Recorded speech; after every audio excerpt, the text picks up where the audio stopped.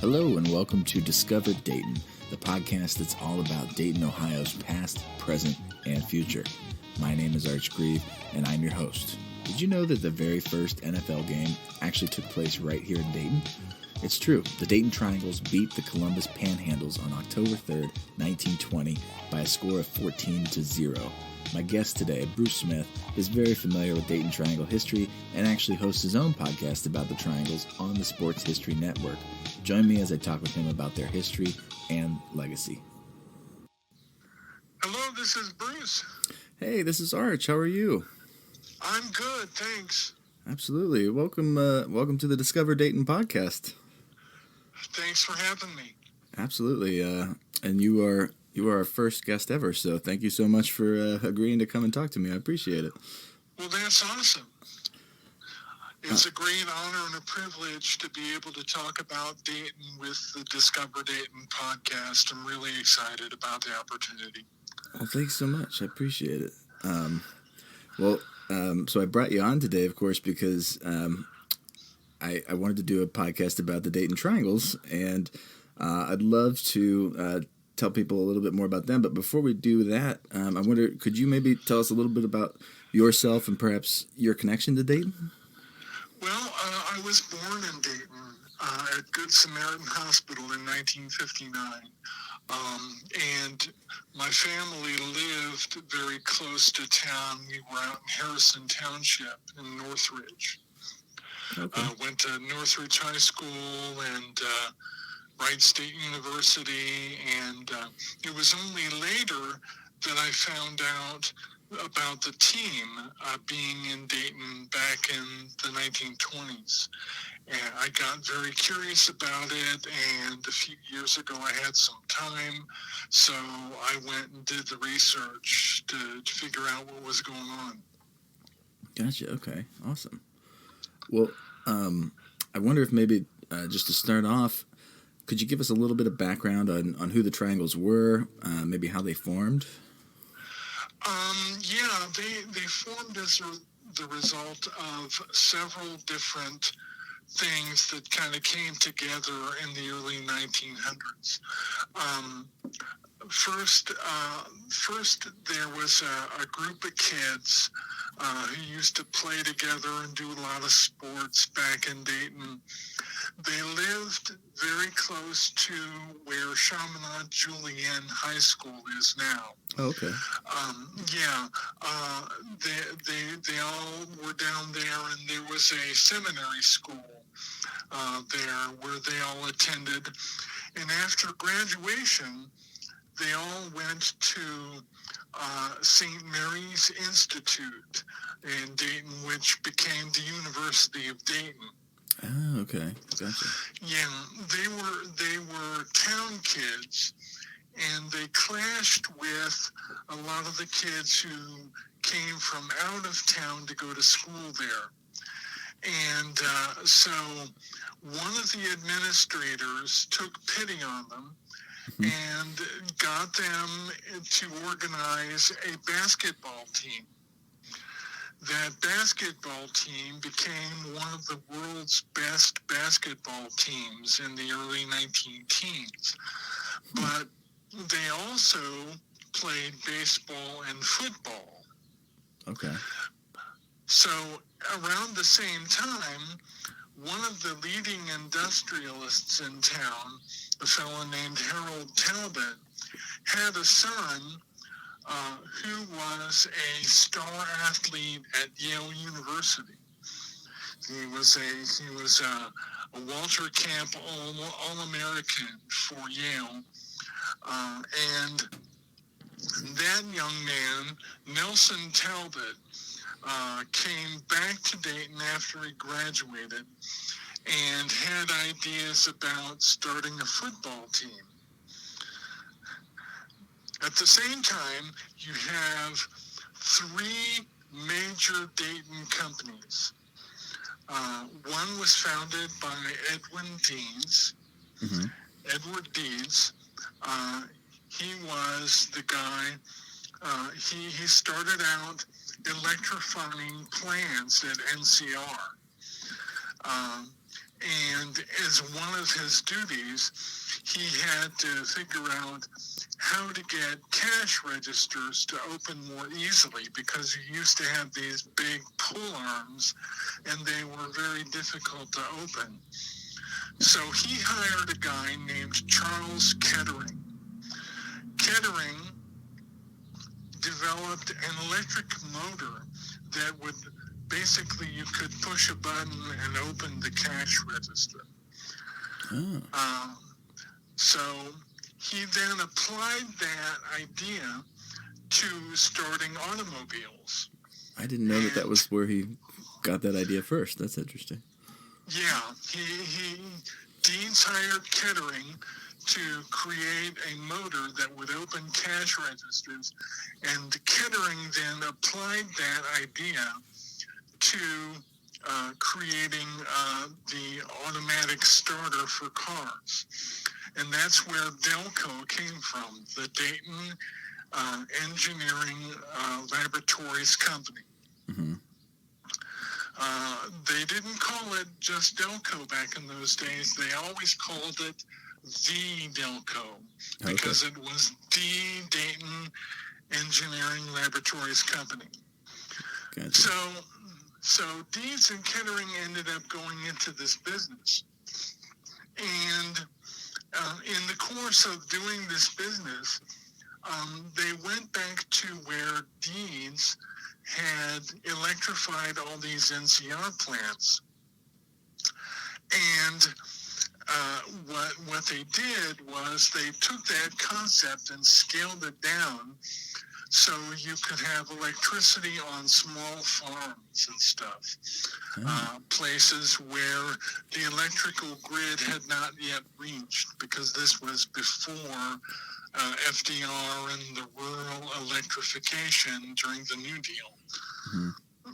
So they created this other company that was originally called Delco Light. It was originally part of the Delco. And then they spun it off into another company called Domestic Engineering Company. So that was the second. So there was Delco, there was Domestic Engineering Company, and then Harold Talbot had Nelson Talbot's father, the guy who became the first coach of the Triangles. Harold Talbot had a company called Dayton Metal Products Company. So those were the three companies: Delco, Domestic Engineering, and Dayton Metal Products Company. That was the Triangle, after which the Triangles and Triangle Park were named. Oh, so they got their name from the company. I didn't realize that. I know there's a lot of confusion about that, too. Right. They got their name from the three companies. That's kind of how it started. Gotcha. Okay. Well, that was going to be my other question, is I've heard that there are different stories about how they got their name. So thank you for clarifying that. Right. The team was not named after the park, and the park was not named after the team. They were both named after the three companies. Interesting. Okay.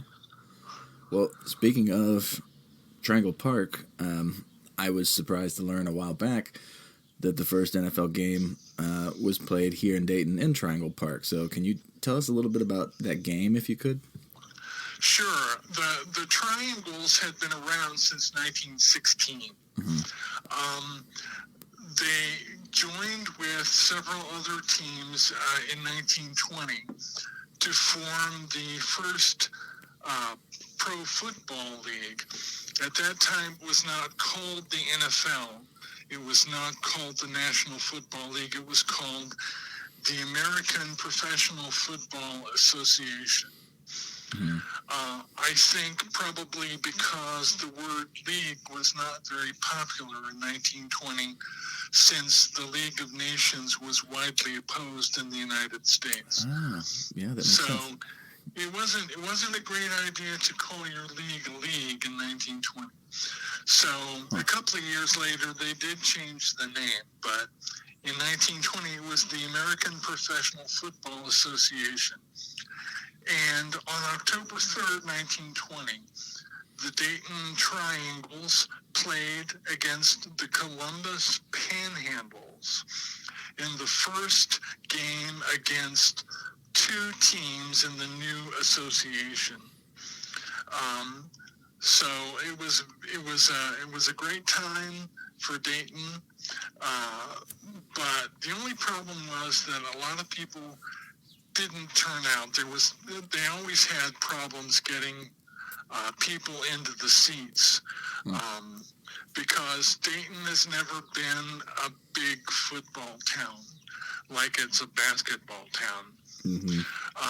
But anyway, the Triangles played the Panhandles that day and won 14-0. Oh. The first touchdown in NFL history was scored by running back Lou Partlow. Okay. And another guy named Francis Bacon, or Frank Bacon, actually had the first punt return for a touchdown in NFL history. Oh, wow. So that happened the very first game. That was the very first day, yeah. Wow. The very first game. There are a lot of people who have questioned because there was another game between two AFPA teams that day, but the second game was played in the Central Time Zone, and it kicked off at 3 o'clock local time. The Dayton game was scheduled to kick off at 2:30 Eastern Time. So if they came even close to kicking off the game at the prescribed time, it was mainly over and all the major events had occurred before the kickoff in Illinois. So Okay. it's one of those kind of weird things that, I think that you can say the Dayton game with the Columbus Panhandles was really the first one played. We'll certainly claim it. We'll take it. We'll claim it. Well, I'm really curious. Football, I'm sure has evolved quite a bit over the years, and can you tell us a little bit about what football was like 100 years ago? I'm guessing the gameplay might have changed a little bit between now and then. The game was a lot different then. The size of the football was much bigger and bulkier. Anybody who has access to like ESPN Plus, there's a great little short film where Boomer Esiason actually throws all the various footballs that have been out there during the history of NFL football. And the one in 1920 was much bigger and bulkier and harder to throw. They've kind of, scaled down the size to make it easier to throw over the course of the years. But Dayton had an incredible quarterback. His name was Al Mart. Mm-hmm. He was possibly one of the first great passers in NFL history. When he was younger, during the St. Mary's Cadets days, those were the guys who had been at St. Mary's Institute, later the University of Dayton. He threw long passes for touchdowns in a day when that was unheard of. Mm-hmm. So they had a great quarterback. In many respects, the Triangles were ahead of their time because most of football in those days was 3 yards in a cloud of dust. Mm-hmm. Very heavily influenced by the running game, and there was a lot more punting back in those days. Oh, okay. Interesting. Yeah, but the football field was the same length, although they didn't have as many hash marks. They basically just had grid marks. So when a play was over, if you went out of bounds, they would set up the next play as close to the out-of-bounds line as they possibly could. Oh, okay. They didn't have hash marks where you would go okay, we'll take it back to this point and we'll start the next play from this yard line. They didn't have any of that. Also, the fields were not in as great a shape as they are now. There was a lot more dirt. So when it rained, you had these mud baths. Mm-hmm. So, it was very, very difficult to do anything really fancy. You just had to slog through it, literally. Wow, interesting. And I assume they had referees back then, but I don't know. Did they? they didn't call the games themselves, did they? Well, no, they had referees, but they didn't have as many. You would have a referee and an umpire, and then other positions in the officiating corps were added over the years. Okay. But you definitely had a referee. A typical game would have a referee and an umpire. Oh. So yeah. Interesting. Okay. Well, you've mentioned a little bit about kind of where these guys came from, but I'm curious, like who these guys were that were playing football 100 years ago, because I'm sure that it wasn't their full-time job, obviously. So, is there like a typical background or anything that they might have had in common, or were most of them did they pretty much all come from the school? No, they came from all kinds of different places. The players who were part of the St. Mary's Cadets basically were sort of the backbone of the team. The team was actually formed in 1916 from people who had been part of that group, along with players from the various other company teams within the Triangle companies, because companies used to sponsor sports teams. They would have bowling and hockey and, all kinds of different, company-based, recreational sports for their employees. And so it kind of grew out of all that. And plus, at the time, you also had lots of different, athletic clubs and stuff that formed. And they had teams with names like the Wolverines, and West Carrollton was a big paper town, so they called their guys the Paper Millers and all that kind of stuff. So they came from all walks of life. They came, a lot of them came from the industrial era. One of the guys who was most famous was a guy named George Hubby Kinderdine, who was the longtime center of the Triangles. He actually, came up on the sandlots. They used to call them sandlots where they played football. Okay. And he came up and yet was able to handle, over the course of his career, a lot of the best players from the colleges of the day. So, there were a lot of those guys. One of the guys I mentioned, I think, was Luke Partlow, who was an interesting kind of guy. He used to practice by running through the forests, through the woods around Triangle Park.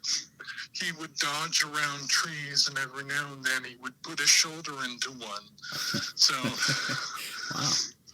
wow, that's interesting. All right, I think I did read about him a little bit, and I think at one point I was reading they did get paid somewhat, right? I mean, per game, is that how it was done? They got paid a little money.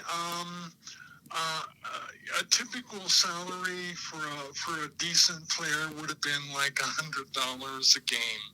Okay. Yeah. So over the course of a 7 or 8 game season, they would make $700 or $800. So they did okay there. Well, who were some of these other teams that Dayton was playing at the time? Like, I don't really have a conception of how widespread football was at that point in time, and I don't know how far they were traveling for games and things like that. Right. The main powerhouses at that time were teams in Northeast Ohio, particularly the Canton Bulldogs, whose star player was the great Jim Thorpe. There were teams in Akron and Massillon, Ohio. So up in that kind of area, there were Cleveland teams as well. There was also a pretty decent team in Cincinnati that were called the Cincinnati Celts. And there were also teams in Pennsylvania, teams in Indiana and Illinois, but it was mainly in the Midwest region. Really? Okay. I didn't realize that's kind of where football really started. That's interesting. Well, American football, because there are a lot of differences between American and Canadian football, which I think owe a lot to baseball, actually. Oh, really? Yeah, because in 1912, Walter Camp, who was considered the father of modern football, he introduced the concept of an end zone. Before 1912, there was no end zone in football. Oh. Basically, you had a big rectangle, and you couldn't step outside the rectangle unless you were scoring or going out of bounds. So it's kind of weird to think about, but the field was a certain size and shape. And when Camp proposed the end zone, a lot of people objected because I think the field would have become too long to be able to play games on baseball diamonds, because that's where a lot of the games were played. If you go back and look at an aerial photograph of Triangle Park from around 1920, you can clearly see the outline of where the football field was supposed to be. And it was in that area, in that space, if you know where Howell Field is now. Okay. Which is, because you've got Howell Field, you've got that sign that's set up. I had my picture taken by that sign. That commemorates the first NFL game. So you had that space. There was no room to put an extra 20 yards in the space. So what Camp did was say, we'll take the size of the field, the length of the field, down from 110 yards to 100 yards. So now, like if you think about football, in Canada, the football field is still 110 yards long. Really? Okay. They have a 55-yard line. But the difference in American football is that a lot of people were playing football games during the fall on fields that were set up for baseball during the spring and summer. Gotcha. So they basically made the field fit the space available.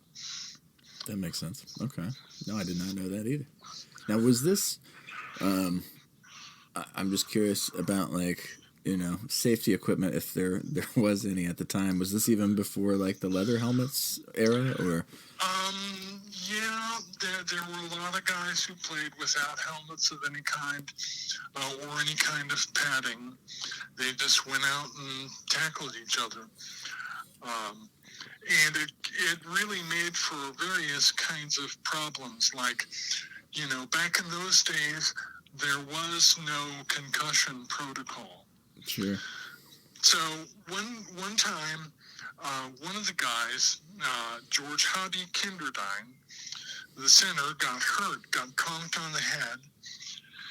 And back in those days, they didn't take you through a protocol. They gave you smelling salts and ran you back in the game. Sure. So he was back in the game, and The player signaled over to the sideline at one point that Hobby was acting strangely.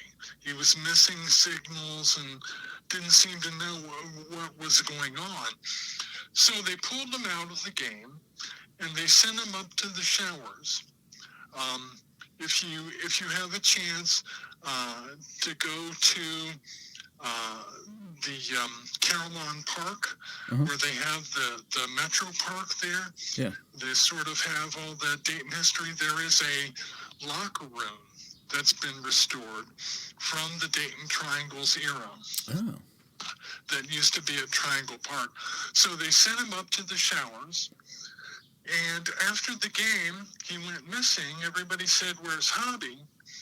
And they put out the call. They went out and looked for him, and they found him paddling a boat up the river. Okay. He had just, he was that far out of it. Wow. He'd gotten a boat, and a couple of years later, they took him out of a game, and somebody said, "Hobby, what happened?" And he said, "I thought they were sending me to the boats again." That's funny. Wow. You didn't have the equipment that they have now. That they didn't have pads, they didn't have helmets. They just went out and played. Now, eventually, the leather helmets did come in, and they started improving on that technology. But back in that day, there wasn't a lot of that. Wow, interesting. Okay. I've read that the Triangles eventually became a road team, but I don't know exactly what that means. I mean, I have an assumption, but how did a road team differ from just a regular team? Well, they basically were a barnstorming team. They played all their games away from Triangle Park. Basically, the way it started was you had the three companies, and they, in addition to creating the team, they also created Triangle Park. And Triangle Park wasn't just a football place.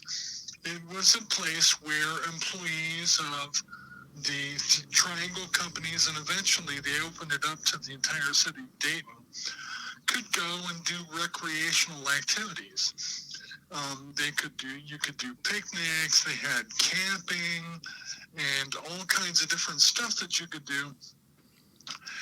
And there was a sort of an executive board that oversaw the Triangle Park.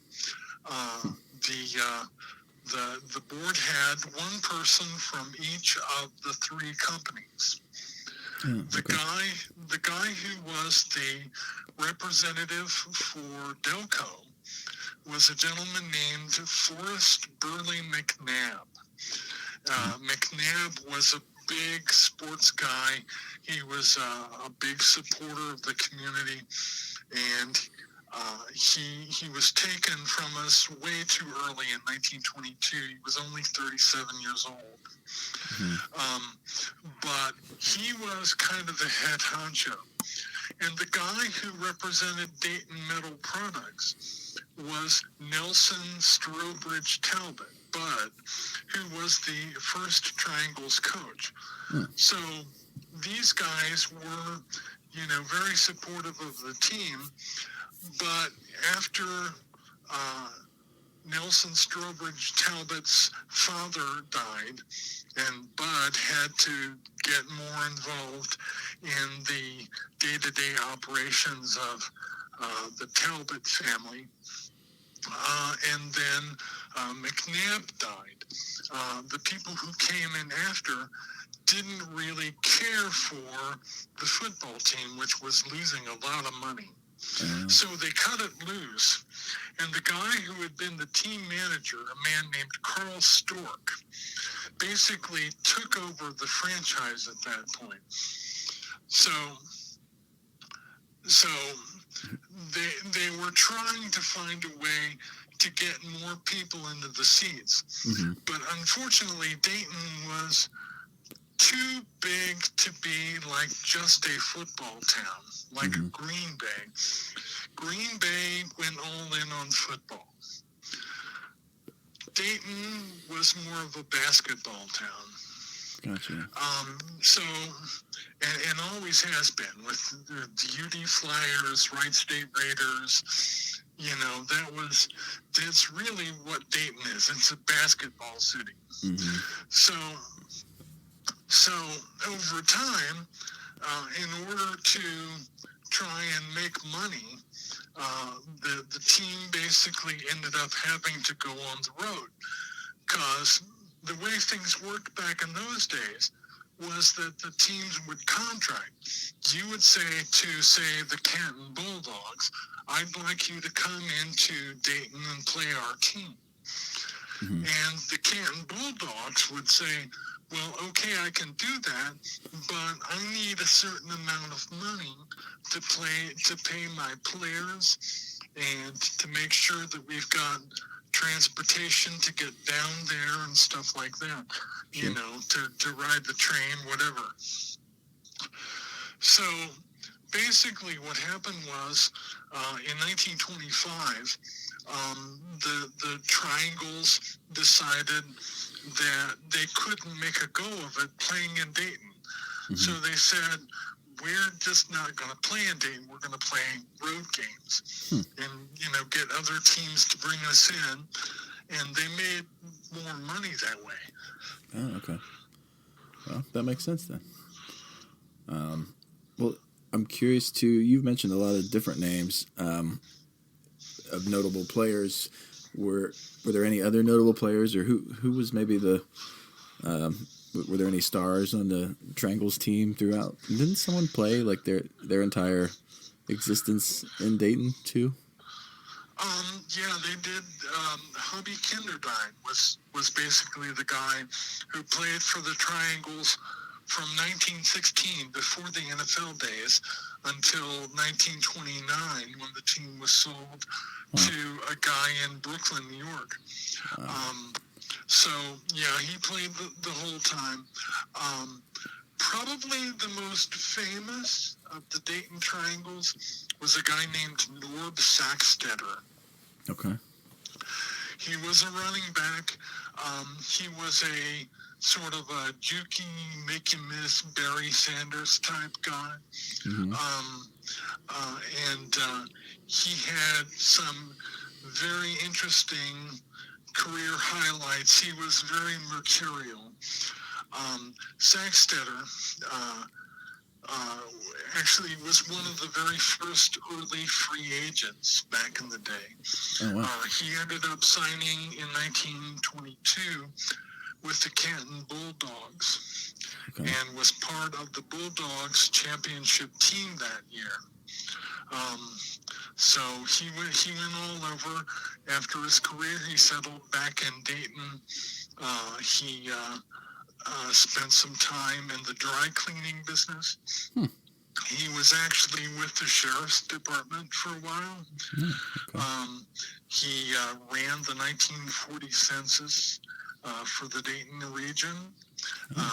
He did all kinds of different stuff during his life before eventually retiring to Florida. Okay. Nice. Well, that's a good way to end out days, I guess. You mentioned this a little bit with the sale of the team. What eventually happened to the Triangles? I know they didn't really disband exactly, but what? And I've heard that you can even maybe see some of their the lineage of their offspring, I guess. I don't know what you would call it, but in one of the football teams today. So is there any truth to that? Yeah, actually, there's a guy who did I wish I'd have thought of it. I would have pulled up the file. Basically, what happened was the team struggled along through the 1920s. I think they lost like their last 20-odd games. They just weren't very good at that point. The league had gotten so much better and passed them by. So by 1929, Carl Stork had decided it was time to sell the team, to give up on it. And so he found a guy in Brooklyn who bought the team.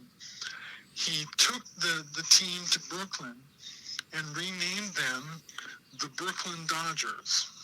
I've heard that, and I thought that was interesting because I never heard of football Brooklyn Dodgers before. So, right. Well, back in those days, it was very common, for the baseball and football teams to have the same name. Oh, really? Okay. For example, George Hallis, who was the guy in Chicago, who had the Chicago Bears, had originally wanted to name them the Cubs after the baseball team. But the problem with it is that Cubs didn't sound very intimidating. He wanted a more intimidating sounding name for his team, so he called them the Bears. Sure, that makes sense. Yeah, but that was a very common thing back in those days. You would name the baseball and football teams basically the same thing. But naming went all over the place. There were all kinds of different things, like the Green Bay Packers.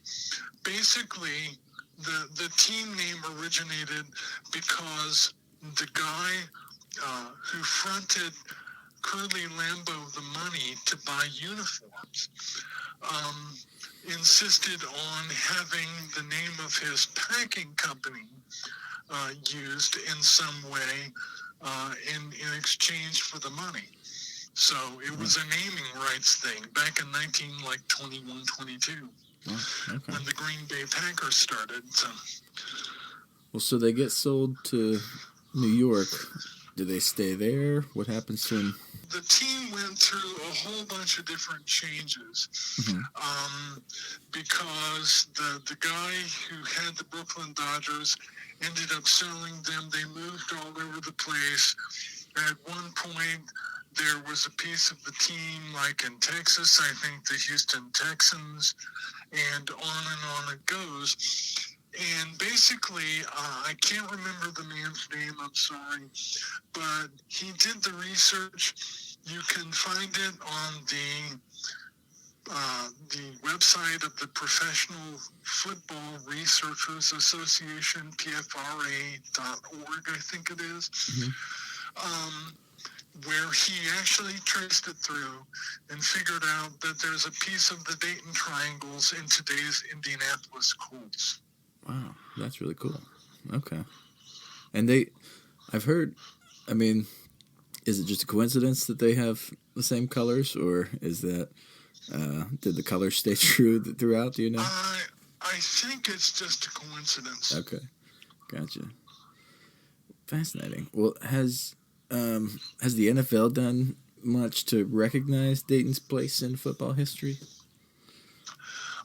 Yeah, the NFL actually was going to build a practice field at Triangle Park back in 2020, but some archaeologists did some surveys and found out that the area where they were planning on putting the practice field was actually probably in a Native American burial ground.